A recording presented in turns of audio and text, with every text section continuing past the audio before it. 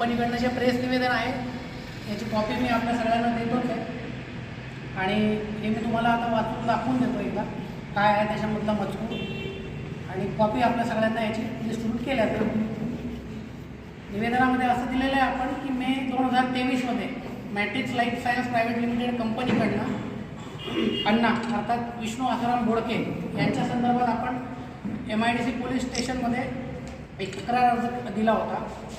तो अर्ज पुढे त्यांच्यावरती गुन्हा नोंदवण्यात आला. कालांतराने काही उशीर का होईना पण नंतर असं कळालं दोन्ही बाजूंमध्ये संवाद चर्चा झाली. त्या चर्चेदरम्यान काही बाबींबाबत अधिक स्पष्टता आपल्याला निर्माण झाली. परस्परामध्ये जे काही निर्माण झालेले गैरसमज होते ते दूर झाले. या संपूर्ण घडामोडीमध्ये याच्या पार्श्वभूमीवर या प्रकरणामुळे श्री विष्णू बोडके अण्णा आणि त्यांच्या कुटुंबियांना कोणताही मनस्ताप त्रास झाला असल्याची भावना निर्माण झाली असेल तर त्या बाबीची आम्ही नोंद घेतो आणि अशी परिस्थिती निर्माण होणे हे दुर्दैवी होते. त्याबद्दल आम्ही त्यांची दिलगिरी व्यक्त करतो. मॅट्रिक्स लाईफ सायन्स कंपनीचा कोणाच्याही वैयक्तिक प्रतिमेला धक्का पोहोचवण्याचा किंवा कोणालाही जाणीवपूर्वक मनस्ताप देण्याचा कोणताही हेतू नव्हता. त्यावेळेसच्या परिस्थितीचे आकलन आणि त्यावेळी उपलब्ध असलेल्या त्या माहितीनुसार तक्रार अर्ज सादर करण्यात आला होता. पुढेही परस्पर सन्मान समन्वय व सौहार्दपूर्ण राखत सर्व बाबींकडे पाहण्याची आमची भूमिका आहे. सदर विषयासंदर्भात काही बाबी सध्या न्यायालयीन तसेच इतर संबंधित प्राधिकरणासमोर प्रलंबित असून त्या प्रक्रियेचा आम्ही पूर्ण आदर करतो. त्यामुळे त्या बाकीच्या संदर्भात आपण भाष्य करणं उचित होणार नाही. धन्यवाद.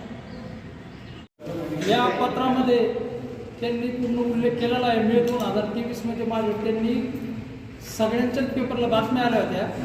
4 कोटी खंडणीचा गुन्हा दाखल केला होता. आता 5 कोटी ते रेकॉर्डवर होतं पण 4 कोटी सगळे पेपरला बातम्या आल्या होत्या. आता तो पुन्हा याच्यासाठी का तिथं क्लासेस युनियनचे याचे त्याचेपर्यंत झाले होते आमचे. त्याच्यावर तो गुन्हा दाखल झाला. आता त्या गुन्ह्यामध्ये मला फार मानसिक त्रास झालेला होता. आमच्या सर्व कुटुंबाला झालेला होता. पण आता त्यांनी जसं सांगितलं चर्चा झाली. चर्चा आणि ते आता आपलं संतांची भूमी आहे. जसे नाथ महाराजांनी सगळ्यांना गुळण्या किती टाकल्या सगळ्यांना स्टोरी माहिती आहे तरी त्यांनी माफ केलं. म्हणून आपला एक स्वभाव आहे पैठण नगरीचा का आता जरी झालं मला फार त्रास झाला हे सगळं तुम्हाला माहिती आहे. मला जेलमध्ये जावं लागलं इथं कस्टडीत राहावं लागलं हे सगळं माहिती आहे. पण कुठंतरी ठीक आहे आता चांगल्यासाठी एक पैठण MIDC कंपनी आणि ती आपण MIDC कंपनी येण्यासाठी फार आंदोलन केलेले तर MIDC आपलं वाढत नव्हती म्हणून आपण आंदोलन केले. तर ती कंपनी नंतर त्यांनी असं चर्चा बरेच मध्यस्थी आली. शेवटी आता कंपनी चालायला पाहिजे. आपण कुठपर्यंत हे करायचं आपण चालायला पाहिजे. त्याच्यावरून मी एक आता त्यांनी जे दिलगिरी व्यक्त केली माफी मागितली तशी त्यांनी मागितली पण मी हट्ट झालो होतो माफी तुम्ही आता इकडे मागून चालणार नाही तर सगळ्या पत्रकार परिषदेमध्ये माफी मागावी. मग त्यांनी माझं मान्य केलं. म्हणून त्यांचे जिम्मेदार मॅट्रिक्स लाईफ सायन्सेस MIDC पैठणमधले त्यांचे मॅनेजर जिम्मेदार 3 पाठवलं आणि आजची पत्रकार परिषद त्यासाठी कोर्टात घेणार आहे का तुमच्या विरोधात?